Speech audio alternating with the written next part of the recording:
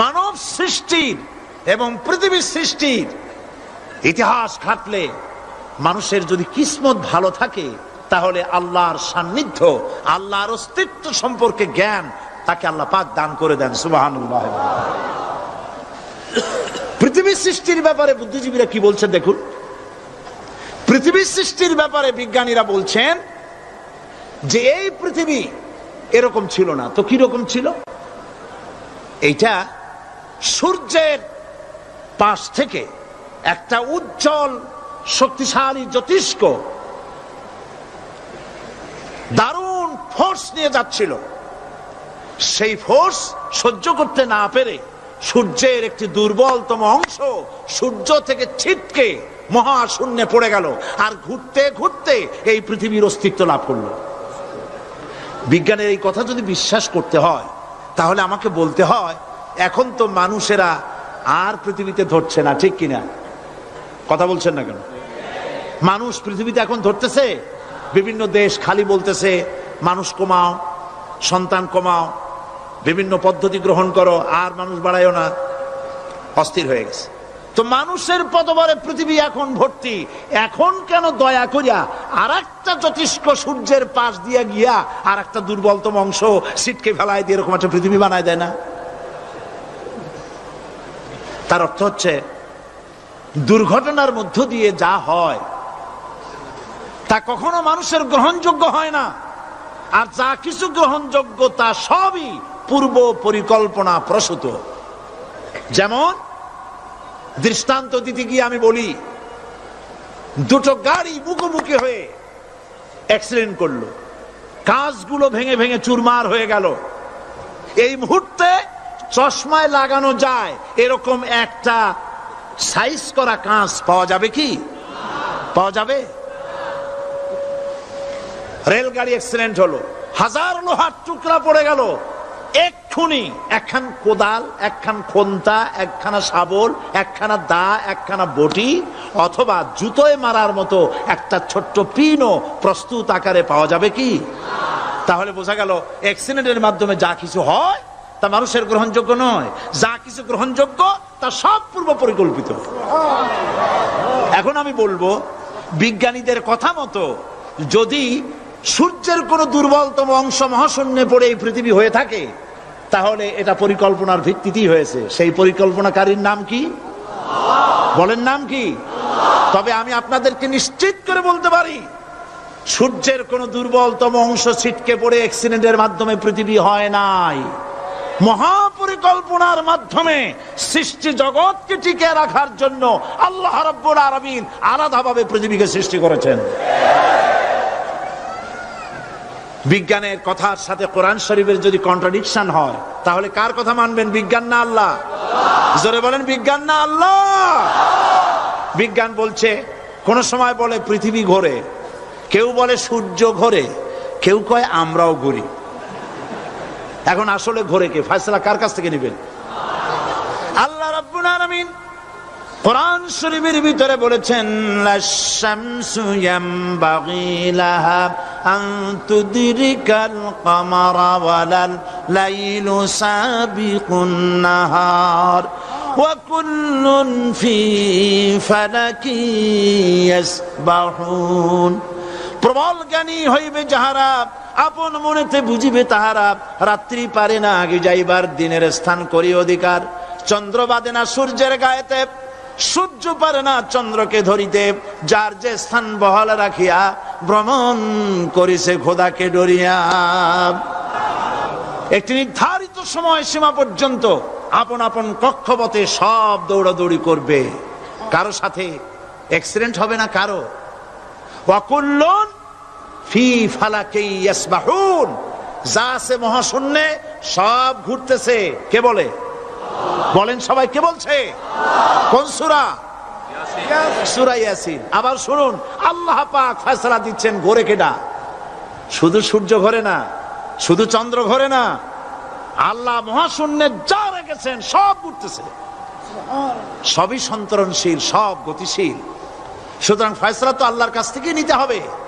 পৃথিবী সৃষ্টি করেছেন, মানব গোষ্ঠী সৃষ্টি করেছেন এবং মানুষের প্রয়োজন মিটিয়েছেন। এই মানুষগুলিকে কে সৃষ্টি করেছে?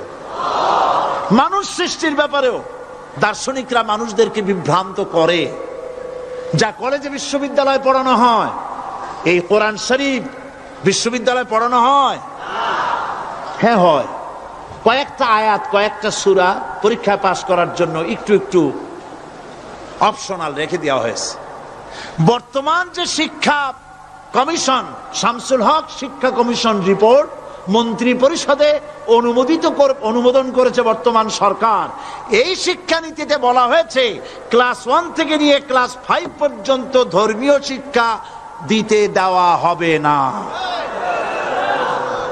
তাহলে ক্লাস 5 পর্যন্ত যদি ধর্মীয় শিক্ষা না থাকে, তাহলে ক্লাস 6-7-এ ওঠার পর আলিফ জাওরা বাজাবরবা আনাকুম জানাকুম ছেলেরা পড়বে? মেয়েরা পড়বে? আসল উদ্দেশ্য হলো ইসলাম থেকে জাতিকে দূরে সরাবার জন্য ষড়যন্ত্র। এই সরকারের প্রণীত শিক্ষানীতি আমরা মানি না। আপনারা মানেন? যেই মাদ্রাসা মানুষের চরিত্র সৃষ্টি করে, বর্তমান সরকার সেই মাদ্রাসাগুলি একটা একটা করে ধ্বংস করার পরিকল্পনা গ্রহণ করেছে। সুতরাং আসল শিক্ষা হলো কোরআনের কাছে। আসল শিক্ষা কোথায়? কোরআনের কাছে। কোরআন যদি শিখানো হতো, কোরআন যদি শিখানো হতো কলেজে বিশ্ববিদ্যালয়, তাহলে গতকাল চট্টগ্রাম বিশ্ববিদ্যালয় থেকে যেসব ছেলেরা বিশ্ববিদ্যালয় কর্তৃপক্ষ কর্তৃক বরাদ্দকৃত, হাইজ্যাক করা নয়, বরাদ্দকৃত 4খানা বাস দিয়ে কোরআন শুনতে আসতে চেয়েছিল, বর্তমান সরকারের তথাকথিত সোনার ছেলেরা আসতে দিল না। কোরআন যদি তারা পড়তো, তাহলে কোরআন শরীফ শুনতে তারাও আসতো। কপাল পোড়া। জোরে বলেন কি? আরো জোরে বলেন কি? কপাল পোড়া। সব ভালো লাগে, কোরআন ভালো লাগে না। এদেরকে শিখানো হয়েছে, আরে তোমরা তো মানুষ না। বলে আমরা কি? তো তোমাদের ডারউইন বাবাজি বলে নাই, শোনো নাই? কি পড়ো টড়ো তোমরা, বুদ্ধি শুদ্ধি রাখো না। ডারউইন বলেছে, থিওরি অফ ইভলিউশনের মধ্যে বলেছেন মানুষ মানুষ না। বলে কি? মানুষ হলো বান্দর। কপাল পোড়া। কি কপালে লেখা থাকে? কাজে কামে প্রকাশ হয়ে যায়। ডারউইন বলল মানুষ মানুষ না। আল ফ্রয়েড বললেন মানুষ হলো মানুষ, মানুষই ঠিক, তবে মানুষ হলো সেক্স সর্বস্ব জীব। সেক্স সমস্যার সমাধান করলে মানুষের সব সমস্যার সমাধান হয়ে যাবে। কার্ল মার্কস বললেন মানুষ হলো পেট সর্বস্ব জীব, পেট সমস্যার সমাধান করে দিলে সব সমস্যা শেষ। আর ডারউইন বললেন মানুষ মানুষই না, মানুষ কি? বলে বান্দর। ওরাং ওটাং শিম্পাজি আর ব্যাং থেকে মানুষের উৎপত্তি হয়েছে। আমি যখন জীবনের প্রথম শিম্পাজি দেখলাম, ওরাং ওটাং দেখলাম, তখন আমি মনে করেছি যে ডারউইন খামোখা ভুল করে নাই। এইটা দেখেই ও মনে করেছে যে এই হচ্ছে আমার মাতামহের গোষ্ঠী, এ হলো পিতামহের গোষ্ঠী। আপনারা একটু মাথা কাটায় চিন্তা করেন, মানুষ যদি বান্দর থেকে হবে, আজও বানর ফরেস্ট এরিয়া আছে কিনা বাংলাদেশে? চিল্লায় বলেন আছে কিনা? তো মানুষ যদি বান্দর থেকেই হবে, আপনারা কি কোনোদিন দেখেছেন যে একটা বান্দরের কোমর পর্যন্ত মানুষের মতো হয়ে সারছে? আর কিছুদিন গেলেই পুরা মানুষ হয়ে যাবে। গলা পর্যন্ত মানুষের মতো হয়ে গেছে, আর কদিন গেলেই মানুষ হয়ে যাবে। দেখছেন কখনো? আচ্ছা আপনারা বলেন, পাবদা মাছ আপনারা চট্টগ্রামে কি বলেন? পাবদাই বলেন। পাবদা মাছ দেখতে কি মাছের মতো লাগে? বোয়াল মাছের মতো। কোন পাগলে কি বলছে কথা যে বোয়ালের পূর্বপুরুষ পাবদা? পাবদাগুলি পুটি টুটি খাইয়া খাইয়া আস্তে আস্তে বোয়াল হয়ে গেছে, এ কথা কেউ বলে? আচ্ছা, শোলের যে ছোট সাইজ, শোল মাছ, গজাল মাছ, এর যে ছোট্ট সাইজ ভর্তা করে খায়, শুটকি বানায় খায়, ওগুলোর কি বলে? টাকি মাছ। এই টাকি মাছ দেখতে শোল মাছের মতো। কেউ পাগলকে আজ পর্যন্ত বলেছে যে শোল মাছের পূর্বপুরুষ টাকি, টাকিগুলা সার মার খাইয়া আস্তে আস্তে শৌলে পরিণত হয়ে গেছে? কেউ বলেছে কখনো? ডারউইন কয় বোতল খাইয়া যে এই মতবাদ লিখছে আল্লাহই ভালো জানে। যে বান্দরের থেকে মানুষ আবিষ্কার হয়েছে, নাউজুবিল্লাহ। এগুলি পড়ানো হয় কলেজে, বিশ্ববিদ্যালয়, তাই আমাদের সোনার ছেলেরা বান্দরামি করে। ওদের যদি পড়ানো হইতো তোমরা বাঁদরের গোষ্ঠী নও, তোমরা মানুষ। মর্যাদা কার বেশি, বান্দরের না মানুষের? এ পৃথিবীর প্রথম মানুষকে আদম আলাইহিস সালাম। আদম হইছেন কি দিয়ে? মাটি দিয়ে। আল্লাহ রাব্বুল আলামিন যিনি মানুষ সৃষ্টি করেছেন, তিনি কোরআন শরীফের ভিতরে বলে দিয়েছেন, আমি প্রথমেই বলেছি, আপনারা লক্ষ্য করুন, এই কোরআন তাবিজের কিতাব নয়, এই কোরআন তদবিরের কিতাব নয়, ঝাড়ফুঁকের কিতাব নয়। কোরআন হলো পৃথিবীর মানুষের জন্য কোড অফ লাইফ, পূর্ণাঙ্গ জীবন বিধান। সবকিছু আল্লাহ পাক কোরআনের ভিতরে বলে দিয়েছেন, কোন জিনিস বাদ দেন নাই। আপনি আমি কেমনে সৃষ্টি হয়েছি আল্লাহ পাক কোরআনের ভিতরে বলেছেন, ইন্না খালাকনাকুম মিন তুরাবিন সুম্মা মিন নুতফাতিন সুম্মা মিন আলাকাতিন সুম্মা মিন মুদগা। নিষ্প্রাণ মাটি দিয়ে তোমাকে উৎপন্ন করা হয়েছে, নিষ্প্রাণ মাটির উপাদান দিয়ে তোমাকে তৈরি করা হলো। মায়ের পেটের ভিতরে এক ফোঁটা নাপাক পানি জমাট রক্তে পরিণত হয়ে গেল, জমাট রক্ত আস্তে করে গোস্ত পিণ্ড হলো, গোস্ত পিণ্ডকে সুন্দর করে সাজায়া হাড্ডি গুড্ডি বানায়া স্ট্রাকচার তৈরি করে তার উপরে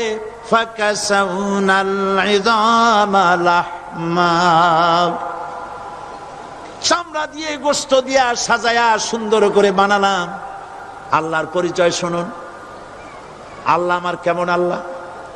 মায়ের পেটের ভিতরে সন্তান বানায়া এরপরে যখন রূহ দেওয়া হয়েছে, ক্ষুধা লেগেছে, খাবারের প্রয়োজন হয়েছে, আল্লাহ রাব্বুল আলামিন ওই কচি বান্দা মায়ের পেটে বসে কি খাবে সেজন্য তার মা চিন্তা করে নাই, বাবা চিন্তা করে নাই, সরকার চিন্তা করে নাই। আল্লাহ রাব্বুল আলামিন মায়ের মাসিক অসুখকে বন্ধ করে দিয়ে সন্তানের নাভির সাথে আর মায়ের নাভির সাথে তার লাগায়া, পাইপ লাগায়া মায়ের মাসিক অসুখের রক্তগুলি দিয়ে সন্তানকে বড় বানালেন। মুখ দিয়া এই রক্ত পান করালেন না, মুখটাকে পবিত্র রেখে দিলেন যাতে করে পৃথিবীতে আসার পর ওই মুখ দিয়া আল্লাহ রাব্বুল আলামিনের জিকির করতে পারো।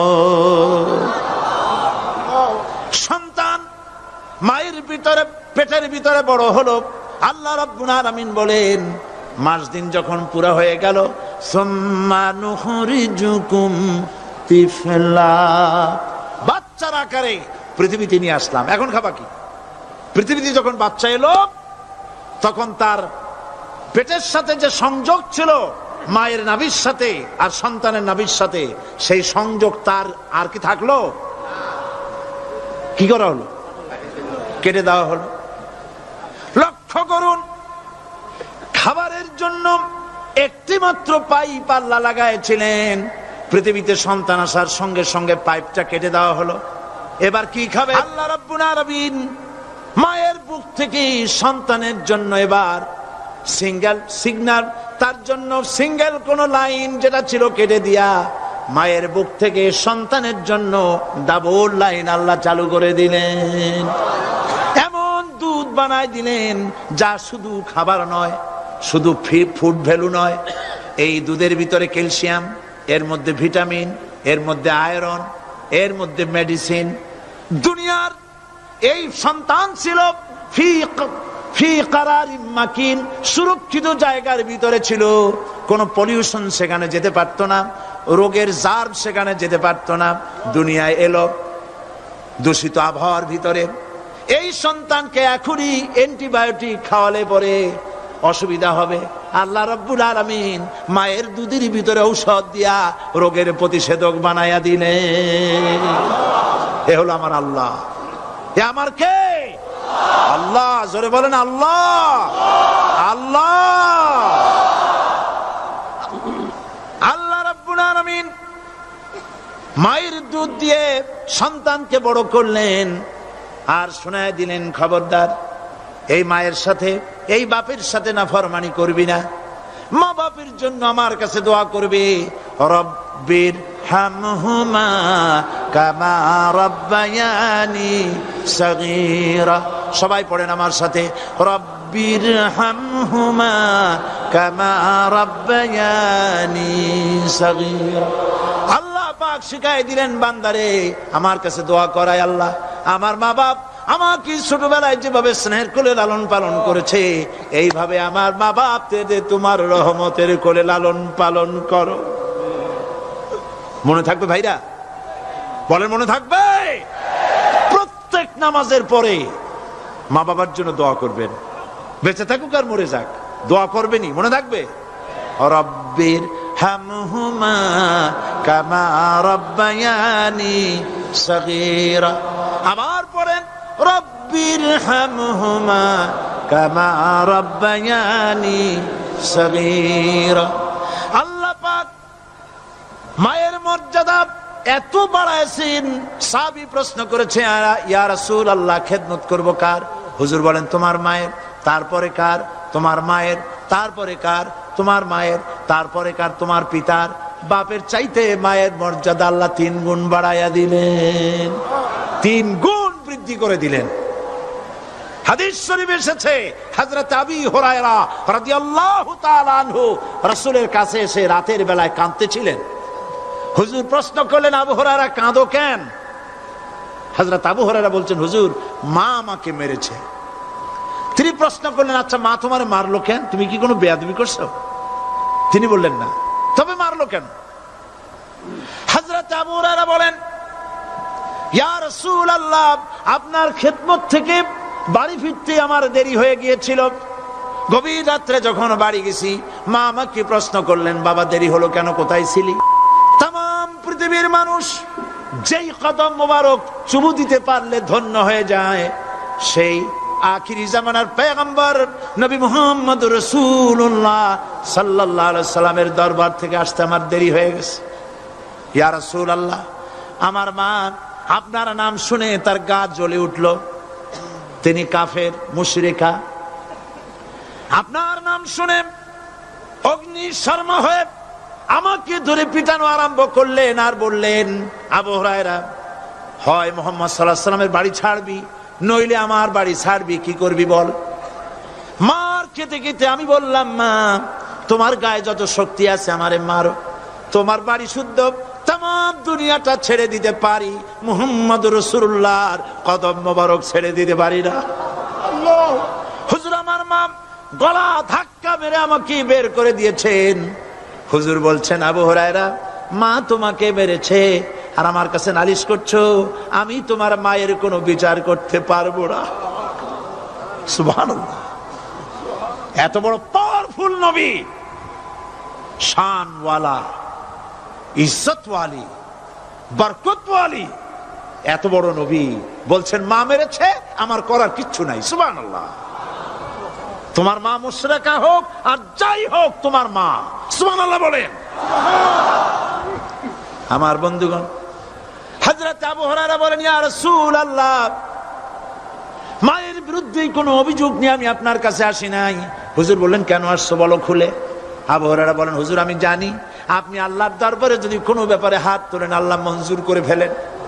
আপনি দয়া করে আমার মার জন্য দোয়া করেন, আল্লাহ যেন হেদায়েত দিয়ে দেন। আমার নবীজি দুখানে হাত উত্তোলন করলেন, বললেন, আল্লাহুম্মা ইহদি উম্মা আবি হুরায়রা, আয় আল্লাহ আমি দোয়া করতেছি আবু হুরায়রার মাকে হেদায়েত নসিব করো। হুজুর হাত তুলে মোনাজাত করছেন, আবু হুরায়রা দৌড় দিলেন বাড়ির দিকে। কয়েকজন সাহাবী হযরত আবু হুরায়রার জামা টেনে ধরেছে, এই ভদ্রলোক দৌড়ায় কেন?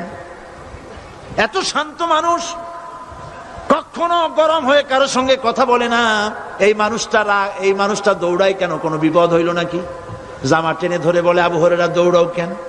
হযরত আবু হুরায়রা বলেন, জামা ছেড়ে দাও, কোনো বিপদ আমার হয় নাই, আমি দৌড়াইয়া বাড়ি যাই দেখতে চাই। আমি দৌড়াইয়া আগে বাড়ি যেতে পারলাম না, আমার নবীর দোয়া আগে আমার বাড়ি চলে গেছে, আমি এটা দেখতে চাই। হযরত আবু হুরায়রা দৌড়াতে দৌড়াতে বাড়ি চলে গেছেন। দরজায় নক করলেন, ভেতর থেকে আওয়াজ এলো, কে? তিনি বললেন, আমি আবু হুরায়রা। মা, দরজা খুলে দাও, আমি তোমার সন্তান। মা বললেন, বাবা অপেক্ষা করো, দরজা খুলতেছে। হযরত আবু হুরায়রা বলেন, মায়ের গলার আওয়াজের ভেতরে কুফরি কর্কশতা পেলাম না, মায়ের গলার আওয়াজের ভেতরে তাওহীদের নরমিয়াত পেলাম। আমার কাছে মনে হলো আমি আবু হুরায়রা বাড়ি আসার আগে নবীজির দোয়া আল্লাহর আরশে পৌঁছে গেছে। আবু হুরায়রা বলছেন, মা আমার কিছুক্ষণ পরে ঘরের থেকে বেরিয়ে এসেছেন। আমি দেখলাম মায়ের শরীর ভিজা, মাথার চুল দিয়া পানি টপকাচ্ছে। মা আমার বললেন, বাবারে, তোমাকে মারার পর আমি নিদারুণ অনুশোচনায় পড়েছিলাম। মনে মনে ভাবলাম, আহারে, আমার সন্তান আমি কেন মারলাম? সে তো কোনো খারাপ কাজ করে নাই, কোনো খারাপ জায়গায় যায় নাই। এত ভালো মানুষ, যার সম্পর্কে লোকেরা খামোখাই মিথ্যা কথা বলে, এই ভালো মানুষটার কাছে গেছে, সেজন্য আমি মারলাম কেন? বাবা গো, আমি আমার ভুল বুঝতে পেরেছি, জীবনের ভুলও ধরা পড়েছে, আমাকে জলদি করে নিয়ে চলো বিশ্ব নবীর দরবারে। হযরত আবু হুরায়রার মা রাসূলুল্লাহর খেদমতে এসে ঘোষণা করলেন, আশহাদু আল্লা ইলাহা ইল্লাল্লাহু ওয়াহদাহু লা শারীকা লাহু ওয়া আশহাদু আন্না মুহাম্মাদান আবদুহু ওয়া রাসূলুহু। আমার ভাইয়েরা, আল্লাহ রাব্বুল আলামিন মানুষ সৃষ্টি করে পৃথিবীতে পাঠায় দিলেন, খাবারের ইন্তজাম করলেন। এগুলি সব আল্লাহর পরিচয়। আল্লাহরে চেনার জন্য বড় বড় কিতাব ঘাটা লাগে না, কিসমতে যদি থাকে দুই একটা দৃষ্টান্ত যথেষ্ট হয়ে যায়। সুবহানাল্লাহ, সুবহানাল্লাহ, দুই একটা দৃষ্টান্ত যথেষ্ট। আল্লাহ পাক সমস্ত সৃষ্টি জগৎকে তৈরি করলেন, সৃষ্টি করলেন, আর তাদের খাদ্যের ব্যবস্থা করলেন। কে করেছেন খাদ্যের ব্যবস্থা? খাদ্য দেন আল্লাহ। কিন্তু অহংকারী যারা, তারা বলে দেশের বাম্পার ফলনের জন্য সমস্ত কৃতিত্ব সরকারের। বলেন আস্তাগফিরুল্লাহ, বলেন নাউজুবিল্লাহ। এদের একজন বলছিল, 3 বছর কিছু দিবার পারুম না। লোকেরা কয় আমরা না খাইয়ে থাহুম, আল্লাহ কয় আমিও দেহুম। কদ্দুর পারো না খাইয়ে থাকতে? ফসল কে দেন? জোরে বলেন, কে দেন? বাম্পার ফসলের ফলনের দাবি সরকার করতে পারে না, এটা কুফরি, এটা শিরক। জমিনের ফসল কে দেন? আকাশের বৃষ্টি কার? পানি কার? সার কার? সব আল্লাহ পাক। আল্লাহ পাক কোরআন শরীফে বলেছেন, লা ইন শাকারতুম লা আযীদান্নাকুম ওয়া লা ইন কাফারতুম ইন্না আযাবী লাশাদীদ। আমার নিয়ামতের শুকর যদি আদায় করো বাড়ায় দেব, আর যদি কৃতজ্ঞ হও, শুকরিয়া আদায় না করো, মস্ত বড় শাস্তি দেব। ফসল দেই আমি, আর শুকরিয়া আদায় করো তোমার বাজানে। ঠিক কিনা? শুকরিয়া আদায় করে কার? বাজানে। একটা লোকের, একটি মানুষের যেই প্রশংসা এই সরকার করলো, বিগত 4.5 বছর ধরে একটা মানুষের যত জিকির করলো, প্রশংসা করলো, ছবি টানাইলো, যদি এতটা জিকির, এতটা স্মরণ আল্লাহ রাব্বুল আলামিনের করত, ওদের জন্য আল্লাহর জান্নাতের দরজা খোলা হয়ে যেত। প্রশংসা করবে কার? চিল্লায় বলুন, আল্লাহ পাকের প্রশংসা করো। খেতে দেওয়ার মালিক তিনি।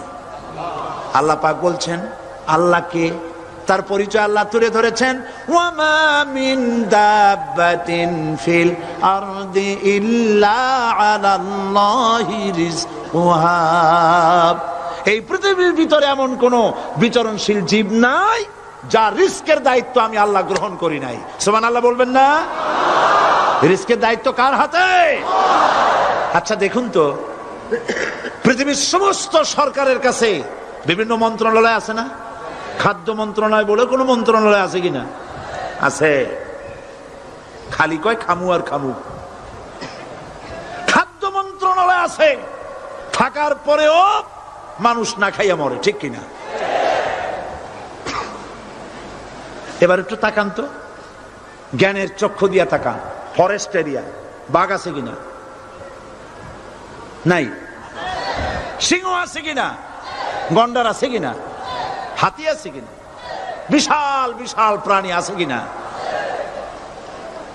জঙ্গলে ছোট্ট প্রাণী থেকে, পোকা থেকে শুরু করে গন্ডার পর্যন্ত, টুনটুনি পাখি দিয়ে শুরু করে ঈগল পাখি পর্যন্ত, নদীর ভিতরে ছোট্ট চুনু পুঁটি থেকে শুরু করে তিমি মাছ পর্যন্ত। প্রাণী তত্ত্ববিদরা বলেছেন সমুদ্রের ভিতরে এমন এমন বড় বড় তিমি আছে যে একটা তিমির ওজন 5000 টন পর্যন্ত হয়ে যায়। 5000 টন তিমিটার ওজন। এর যখন বাচ্চা হয় তখন বাচ্চার দৈনিক দুধ লাগে 50 থেকে 60 মণ পর্যন্ত। কে ব্যবস্থা করে? রুহান ফেরেশতা। তো ওর মা যেমন, বাচ্চা তো সেরকম হবে, ঠিক কিনা? কে দেয় খাবার? এবার দেখেন তো, আপনার দেশের এই জঙ্গলে কত হাতি আছে। হাতিরা মিছিল করে আসছে যে আল্লাহ আমাদের এখন আর খাইতে যাইতে দিতে পারে না, বাংলাদেশের গভর্নমেন্ট কিছু দাও। আসছে না, খাইয়া ক্ষুধার জ্বালায় হাতি মরেছে, বাঘ মরেছে, সিংহ মরেছে। এর কোন দৃষ্টান্ত আছে? ক্ষুধার জ্বালায় আকাশের উড়ন্ত পাখিরা ছটফট করে মারা গেছে, দৃষ্টান্ত আছে? নদীর মাছেরা ক্ষুধার জ্বালায় ভেসে উঠেছে, না খাইয়া মরে গেছে, দৃষ্টান্ত আছে?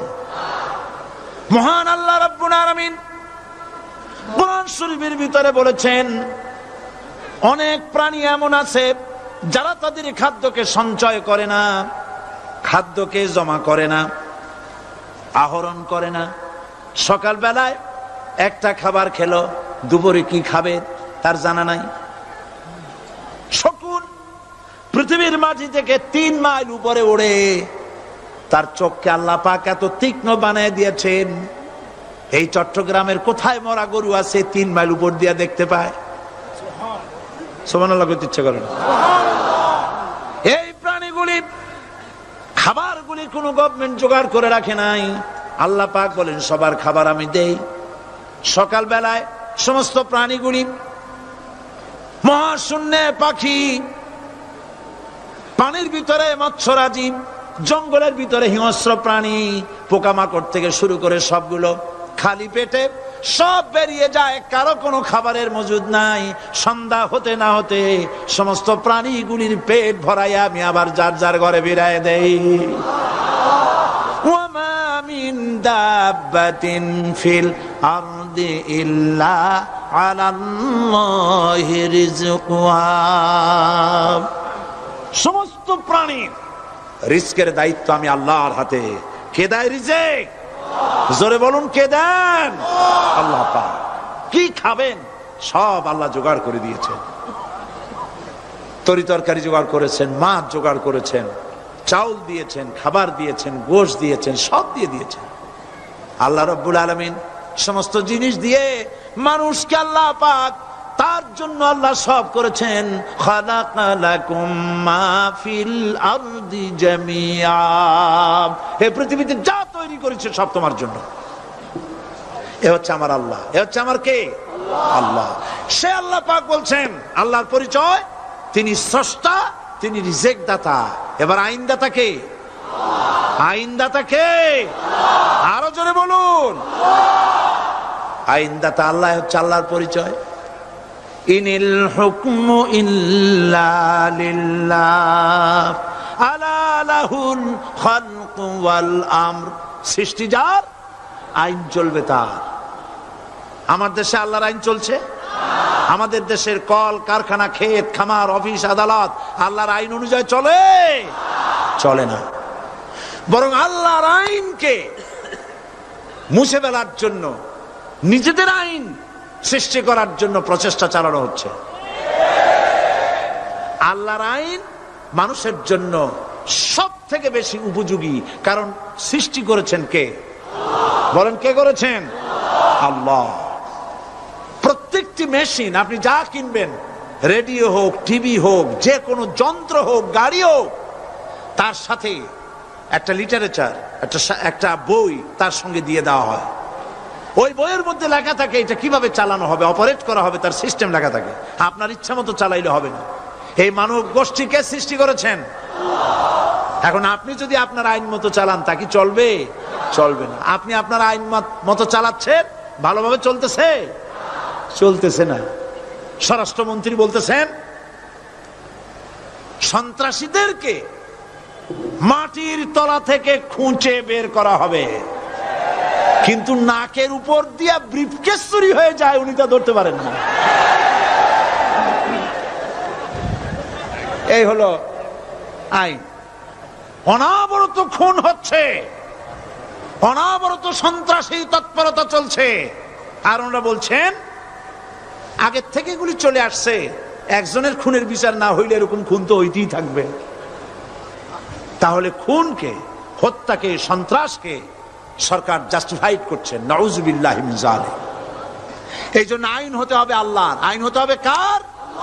চিল্লায় বলেন, আল্লাহ পাকের আইন হতে হবে। আমি একদিন পার্লামেন্টে বলেছিলাম, আমার দেশের নেতা নেত্রীরা বারবার হজ করতে যান, উমরা করতে যান, সেখান থেকে আসার সময় কি আনেন? আতর, পাথর, সুরমা আর খুরমা,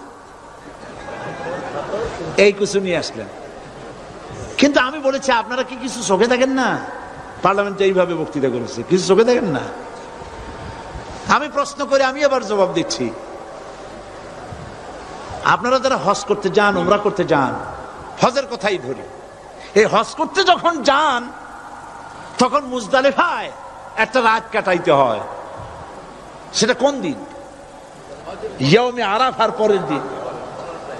এই মাঠে দালান কোঠা আছে, এখানে বেড়া আছে, শামিয়ানা আছে, পর্দা আছে, তাবু আছে, কিচ্ছু নাই। লক্ষ লক্ষ নারী আর পুরুষ পাশাপাশি শুয়ে থাকে, তাও সুবহানাল্লাহ কইতে ইচ্ছা করে না। সারা রাত জনে জনে পুলিশ পাহারাদার নাই। কিরকম মেয়ে এলো, চাঁদের সৌন্দর্য হার মানায় দিতে পারে এরকম সুন্দরী, এরকম সুন্দরী নারী, সুদর্শন পুরুষ পাশাপাশি রাস্তার ধারে মরুভূমির ভিতরে সারা রাত কাটাচ্ছে। ইয়াউমে আরাফার পরের রাতটা একটা রাত পুরা। এভাবে চলতেছে বছরের পর বছর, শতাব্দীর পর শতাব্দী, সহস্রাব্দীর পরে সহস্রাব্দী। আমি প্রশ্ন করি, পৃথিবীর ইতিহাসে কেউ কি এমন কথা বলতে পেরেছে, লিখতে পেরেছে যে মুজদালিফার রাতে সেখান থেকে 10টা নারী হাইজ্যাক হয়েছে, 5টা নারী লাঞ্ছিত হয়েছে? বলতে পারবে? গভীর রাত্রে পুরুষ সঙ্গী ছাড়া সুন্দরী রমণী, যুবতী রমণী একাকিনী নিজের ঘর ছেড়ে আল্লাহর ঘরে তাওয়াফ করতে আসে। তাওয়াফ সেরে তাহাজ্জুদের নামাজ পড়ে আল্লাহর কাছে মোনাজাত করে একা একা হাজার হাজার লাখো পুরুষের ভিতর থেকে আপন ঘরে ফিরে যায়। কারো বাবার হিম্মত নাই একবার তাকায় সে তো রূপ উপভোগ করার জন্য আবার তাকায়, অথবা তার আঁচল ধরে টান মারে। আছে ইতিহাস? কথা কন না কেন? সুন্দরী একটা মাইয়া মক্কা থেকে মদিনা থেকে পাওয়া যায় না, 15 দিন হয়ে গেছে। হয়েছে কখনো? এবার জবাব দেন, কেন হয় না? কেন হয় না? আমার দেশের মেয়েরা রাস্তা দিয়ে হাঁটতে পারে না। হাই স্কুল মেয়েদের, হাই স্কুল মেয়েদের কলেজ যখন ছুটি হয়, তথাকথিত সোনার ছেলেরা গেটের সামনে এতিমের মতো কাড়ায় থাকে। অনবরত হাইজ্যাক হচ্ছে, ধর্ষণের সেঞ্চুরি হচ্ছে। আর ওখানে হয় না কেন? ওখানে হয় না এই কারণে, এই কোরআনের আইন আল্লাহ রাব্বুল আলামিন যে আইন দিয়েছেন, ওখানে আইন বলবৎ আছে। আছে নাকি? আছে কিনা? পুরুষ কোন নারীকে ধর্ষণ করেছে যদি প্রমাণিত হয়, সে যদি ফাহাদের ছেলে হয় আর ফাহাদের মেয়ে হয়, কোরআনের শাস্তি হলো পাথর মেরে উড়াইয়া দাও। তাকে জানিয়ে দেওয়া হবে রেডিও টিভির মাধ্যমে জেনাকারের ব্যভিচারীর শাস্তি হবে। চতুর্দিকে হাজারো লোকেরা দাঁড়াবে, হাতে পাথর নিয়ে পাথর মেরে তাকে তার গোশত হাড্ডি বাতাসের সাথে উড়ায় দেবে। একজন মানুষ আর একজন মানুষকে খুন করলো, এই আসামি ধরা পড়ে গেল, কোরআনের শাস্তি হলো যখন ধরা পড়বে প্রমাণিত হবে যেমন ভাবে হত্যা করেছে পরেও হত্যা করো। এই দৃশ্য, এই আইন যদি বাংলাদেশে যদি এই আইন চালু হয়ে যেত, খুনের আসামি ধরা পড়েছে জেনার আসামি, প্রকাশ্য ময়দানে এলো, সাক্ষী প্রমাণে কোর্টে প্রমাণিত হলো সত্যি সে খুনি। এই বিশাল আউটার স্টেডিয়ামের মাঝখানে খুনি কি দাঁড় করাও, চতুর্দিকে হাজারো লাখো মানুষ থাকুক, রেডিও টিভির ক্যামেরা কার্যকর হবে, পত্র পত্রিকার সাংবাদিকরা আসবে, তরবারির এক আঘাতে খুনির কল্লাটা উড়ায় দাও, দেহটা নিঃসার হয়ে জমিনে পড়ে যাবে।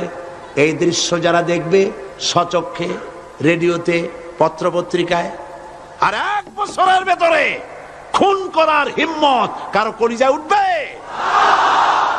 জেনাকারের পাথর মেরে উড়িয়ে দেওয়ার শাস্তি যদি চোখে কেউ দেখে, জেনা করার পুলক আর জাগবে? এটা নাম আল্লাহর আইন। এই আইন কার? এই আইন যতদিন পর্যন্ত বাংলার মানুষের, মুসলমানদের উপরে কার্যকরী না হচ্ছে, এই দেশে কার্যকরী না হবে, ততদিন পর্যন্ত হত্যা, ধর্ষণ, খুন বন্ধ হবে না। বন্ধ হবে। সুতরাং এই আইন হচ্ছে কার?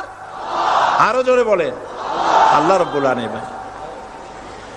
মহান আল্লাহ রাব্বুল আলামিনের এই আইন অনুযায়ী যদি দেশ চলে, মানুষ শান্তি পাবে, চুরি বন্ধ হবে, ডাকাতি বন্ধ হবে, জেনা বন্ধ হবে, হত্যা ধর্ষণ বন্ধ হয়ে যাবে।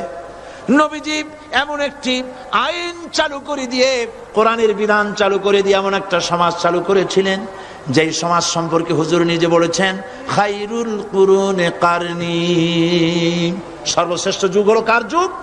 আমার যুগ। সুবহানাল্লাহ বলেন। রাসূলের যুগ হলো সর্বশ্রেষ্ঠ যুগ। সেই কোরআন, সেই হাদিস আজও আছে না নাই? বলেন জোরে, আজও আছে না নাই? সেই কোরআন এবং সুন্নাহ দিয়ে দেশ শাসন হোক, এটা কি আমরা চাই? কারা কারা চাই? দু হাত উঁচু করে দেখা।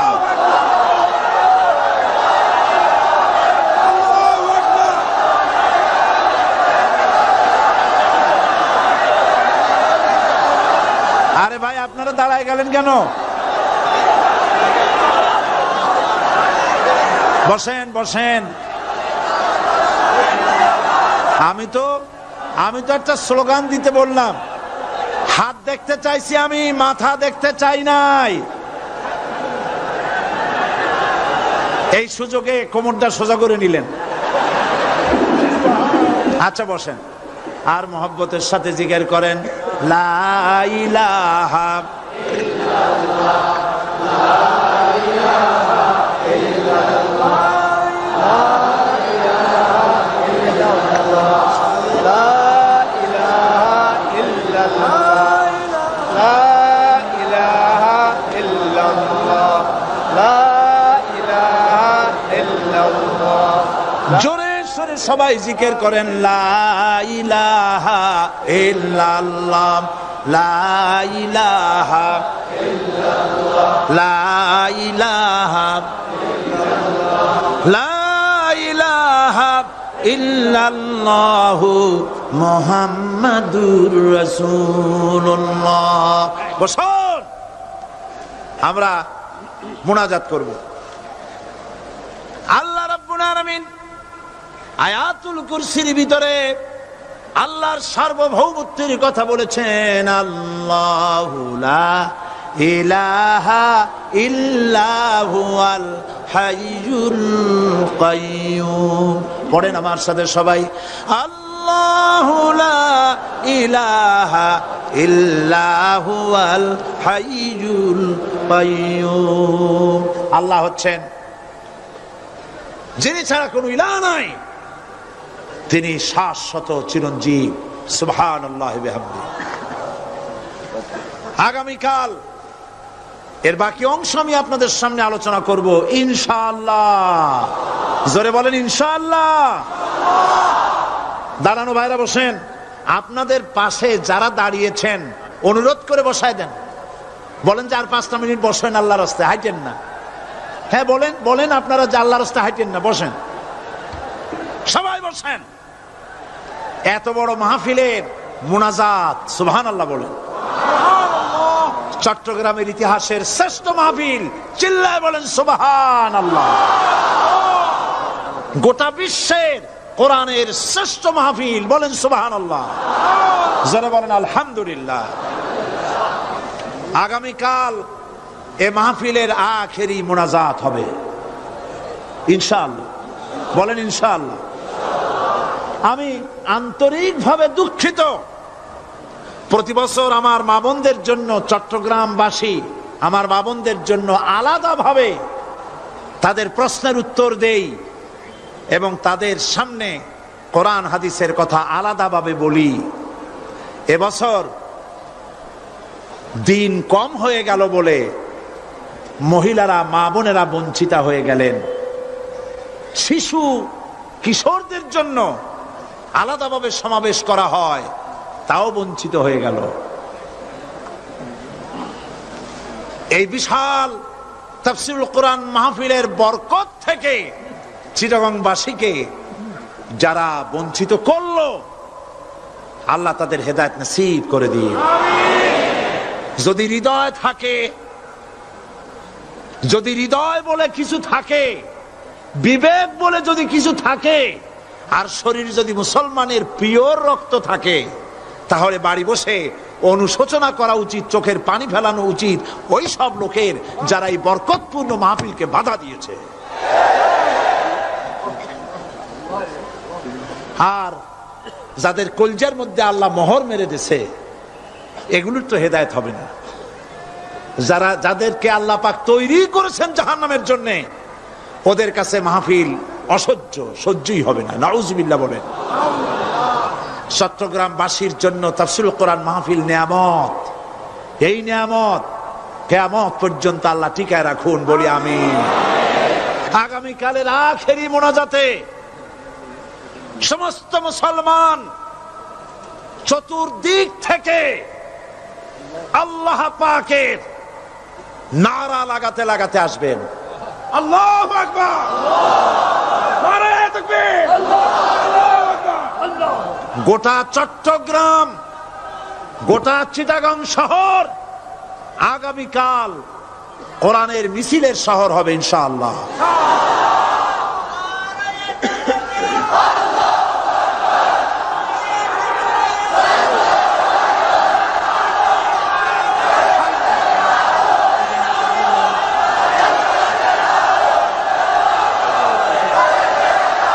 কতজন?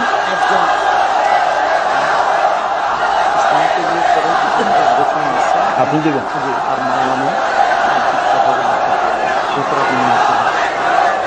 বন্ধুগণ, আজকে কোরআন শরীফের তাফসীর শুনে ইসলামের প্রতি আকৃষ্ট হয়ে 8 জন অমুসলিম ভাই ইসলাম কবুল করার জন্য এসেছে।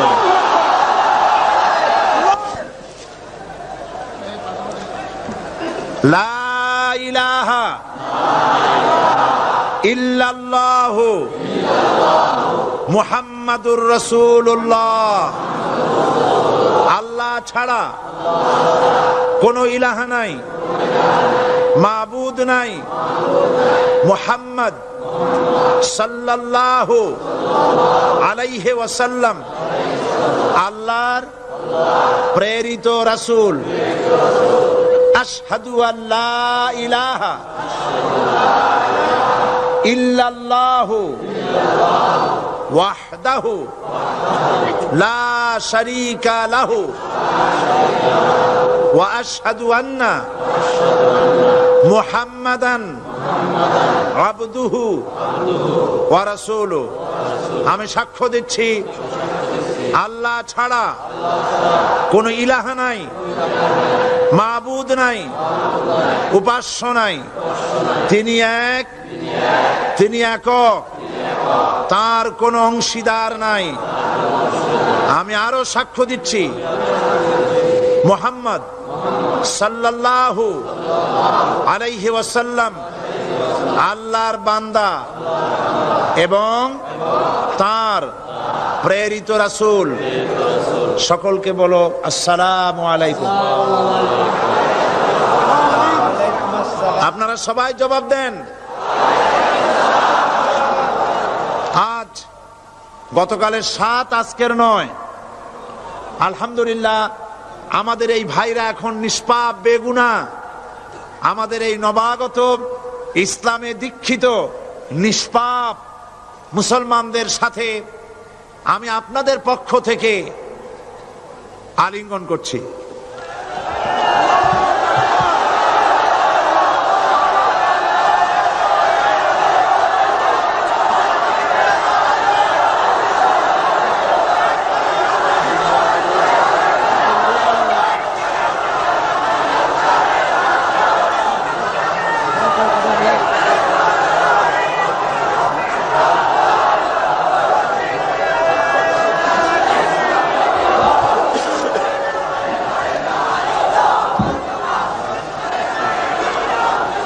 প্রিয় ভাই সব,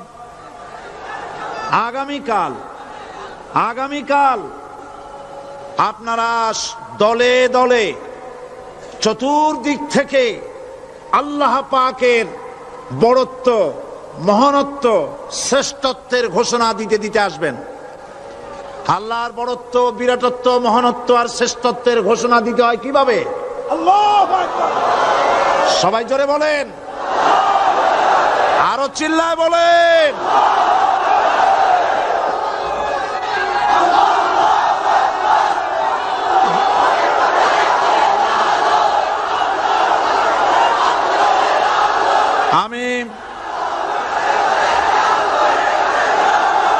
আমি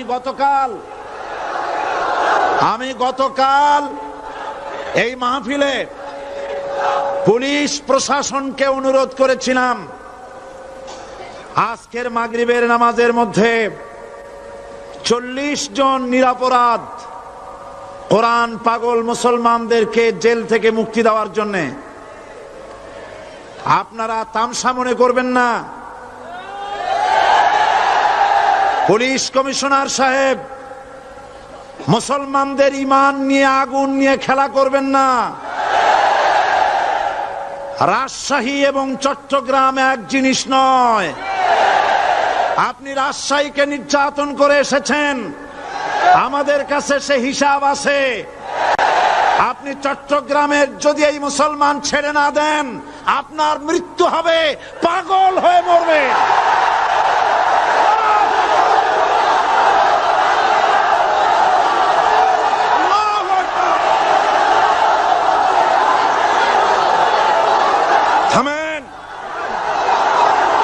থামেন। আল্লাহর গজবকে ভয় করেন পুলিশ কমিশনার, আল্লাহর গজবকে ভয় করুন। এই লক্ষ লক্ষ জনতা আপনার গজবের মৃত্যু কামনা করে। আপনি যদি কালকের জুমার আগে 40 জন ছেড়ে না দেন, এই মাহফিল থেকে এমন কঠোর কর্মসূচি ঘোষণা করা হবে, গোটা চট্টগ্রাম অচল হয়ে যাবে।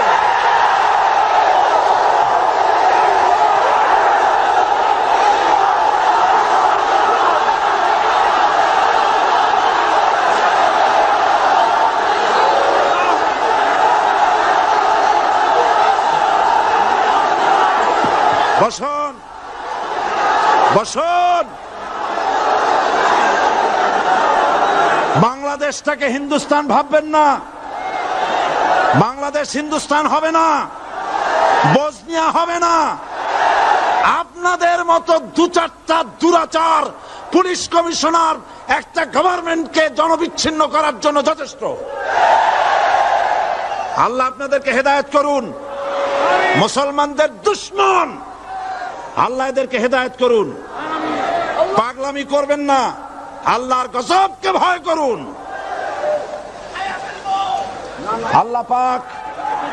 আল্লাহ পাক মুসলমানদেরকে ধৈর্য ধরার তৌফিক দান করুন। সবাই বলেন আমিন। আল্লাহ পাক মুসলমানদেরকে ধৈর্য ধরার তৌফিক দান করুন, বলেন আমিন।